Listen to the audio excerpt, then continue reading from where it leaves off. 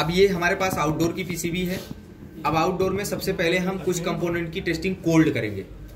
Cold testing करने के लिए यहाँ पर आप देखो पीसीबी में दिखाओ थोड़ा जूम करके, ACL यहाँ पर AC लाइन लिखा है और यहाँ पर AC न्यूट्रल लिखा है। क्लियर।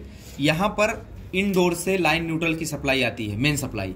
तो सबसे पहले मीटर को बजर मोड पर रख के हम इसकी शॉर्टिंग चेक करेंगे, क्या ये पीसीबी शॉर्ट तो नहीं है। उसके लिए एक प्रॉप न्यूट्रल पे रखेंगे, दूसरा लाइन पे रखेंगे। बजर नहीं बजा मीटर में, कहने का मतलब इसका लाइन न्यूट्रल शॉर्ट नहीं है। अब हम फ्यूज चेक करेंगे। फ्यूज लाइन के सीरीज में लगता है, तो एक टर्मिनल हम लाइन AC लाइन पे रखेंगे और दूसरा ये फ्यूज का दूसरा टर्मिनल है।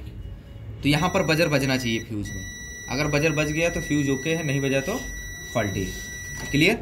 अब हम आगे बढ़ते हैं। आगे ये कॉइल का सिंबल है, इसकी कॉइल के आउटपुट पे भी हम शॉर्टिंग चेक कर लेंगे। कभी कभी हो सकता है कॉइल ओपन हो गई हो और आगे शॉर्टिंग हो, तो उसको हमने वेरीफाई कर लिया। कॉइल के आउटपुट पे भी टर्मिनल लगाने से वहाँ पर भी बजर नहीं बजा। अब हम नेक्स्ट चलते हैं ये रेक्टिफायर पर। रेक्टिफायर के 4 पिने हैं। इसके जो सेंटर वाली 2 पिने हैं इस पे न्यूट्रल आता है, इस पे लाइन आता है, मेन सप्लाई। तो हम इन दोनों टर्मिनल पे चेक कर लेंगे क्या रेक्टिफायर शॉर्ट तो नहीं है। बजर नहीं बजा, इसका मतलब रेक्टिफायर भी शॉर्ट नहीं है।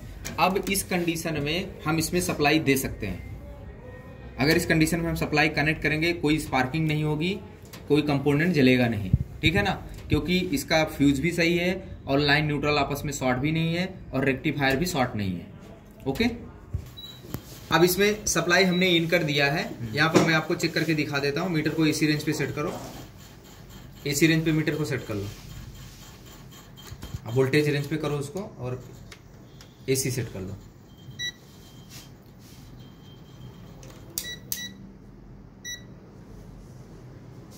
तो वहां रखो मीटर को उस तरफ, लाइट ऑन कर दो मीटर की, देखना अंदर फैन से लगे ना।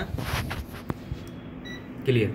अब हम इनपुट सप्लाई आपको मशीन में सप्लाई दे दिया। अब यहाँ पर इंडोर ने सप्लाई को आउट कर दिया। अब इन दोनों टर्मिनल पे हम लाइव टेस्टिंग कर रहे हैं।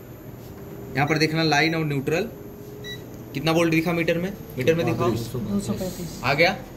कहने का मतलब इंडोर में जो रिले लगा है वो सप्लाई को आउट कर दिया और यहाँ तक सप्लाई पहुंच गई, तभी ये लाइट ऑन हुई है। अब हम यहाँ भी चेक कर लेंगे कॉइल के आउटपुट पर, देखना 234 आ गया। क्लियर। रेक्टिफायर के इनपुट पर भी चेक कर लेंगे, 233 आ गया सप्लाई। कहने का मतलब यहाँ से लेके यहाँ तक की पूरी सप्लाई ओके है। पॉज कर लो। तो हमने यहाँ तक इनपुट सप्लाई चेक कर ली। यहाँ जो सप्लाई मिल रही थी लाइन न्यूट्रल पर, वही सप्लाई यहाँ पर मिल गई। इसका मतलब यहाँ से यहाँ तक की पूरी AC की सर्किट जितना है वो ओके है। क्लियर। अब हम मीटर को करेंगे DC रेंज पर, सेट कर दो। ओके, लाइट ऑन कर दो। मीटर को हमने DC रेंज पे सेट कर लिया। अब क्या करना है, ये रेक्टिफायर का जो ये वाला टर्मिनल है ये पॉजिटिव है और ये निगेटिव है, क्योंकि अब यही रेक्टिफायर AC को DC में करता है। तो हमको क्या करना है, मीटर को DC रेंज पे सेट करके एक इसके आउटसाइड पे लगा लेना है, एक इस दूसरे साइड पे लगा लेना है, यानी प्लस माइनस पे। तो यहाँ पर हमको क्या दिखेगा, DC वोल्टेज दिखेगा।